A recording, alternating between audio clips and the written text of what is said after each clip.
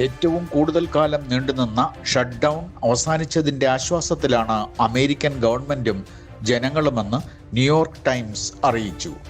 America തുറന്നു എന്നും ജോലി പോയവർ തിരികെ ജോലിയിലേക്ക് കയറുന്നുവെന്നും ഓഹരിക്കും സ്വർണത്തിനും വിലയിൽ മുന്നേറ്റമെന്നും മറ്റു മാധ്യമങ്ങളും റിപ്പോർട്ട് ചെയ്തു. കഴിഞ്ഞ 43 ദിവസങ്ങളാണ് അമേരിക്ക സ്തംഭിച്ചിരുന്നത്.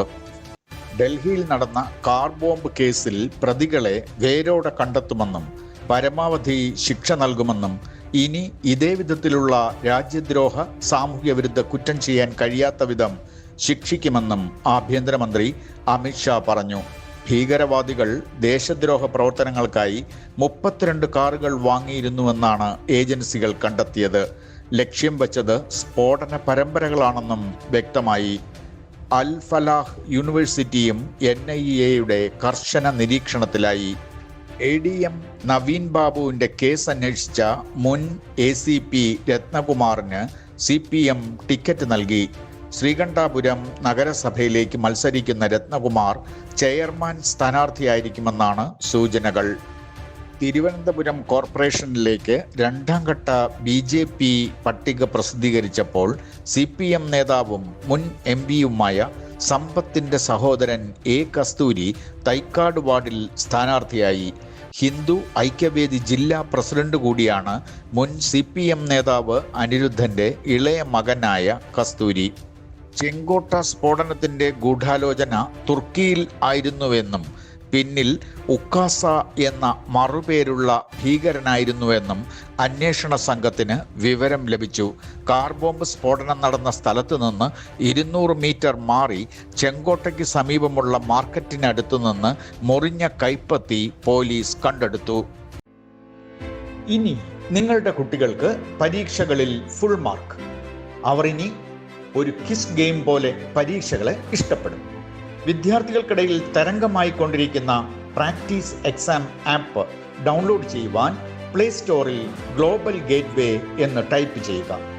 സബ്സ്ക്രൈബ് ചെയ്യുമ്പോൾ ഡിസ്കൗണ്ട് ലഭിക്കുവാൻ ഈ നമ്പറിൽ ബന്ധപ്പെടാം.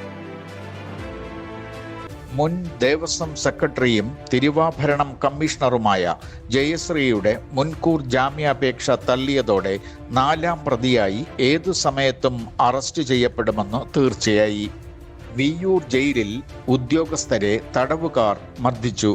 മാവോയിസ്റ്റ് NIA തടവുകാരാണ് അസിസ്റ്റന്റ് പ്രിസൺ ഓഫീസറെയും മറ്റു ചില ജീവനക്കാരെയും മർദ്ദിച്ചത്. മന്ത്രി വീണ ജോർജിന്റെ പത്തനംതിട്ട ഓഫീസിലെ ജീവനക്കാരനായിരുന്ന തോമസ് P ചാക്കോ പത്തനംതിട്ട 31ാം വാർഡിൽ UDF സ്ഥാനാർത്ഥിയായി മത്സരിക്കുന്നു. മുൻ CPM ലോക്കൽ കമ്മിറ്റി സെക്രട്ടറിയാണ് Thomas P Chacko.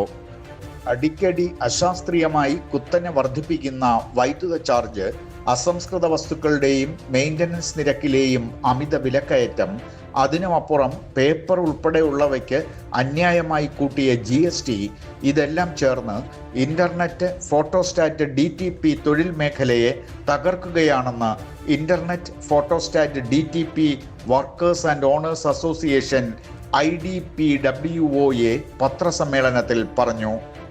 Internet photostat DTP workers and owners association പ്രതിഷേധ പരിപാടികൾക്ക് രൂപം നൽകിയതായി നേതാക്കൾ അറിയിച്ചു. നവംബർ 7 കേന്ദ്ര സർക്കാരിന് നിവേദനം നൽകും. നവംബർ 14 സെൻട്രൽ GST ഓഫീസിന് മുന്നിൽ കൂട്ടധർണ നടത്തും. തുടർ പ്രതിഷേധ പരിപാടികൾക്കും തീരുമാനമായതായി KG സെൽമ ബായ്, സുരേഷ് മണ്ടത്ര, അഷ്റഫ് പെരുമ്പാവൂർ, സജിമോൻ എന്നിവർ പത്രസമ്മേളനത്തിൽ അറിയിച്ചു. വാർത്തകൾ ഇതുവരെ ഇവിടെ പൂർണ്ണമാകുന്നു. കൂടുതൽ വാർത്തകളുമായി വീണ്ടും കാണാം. നമസ്കാരം.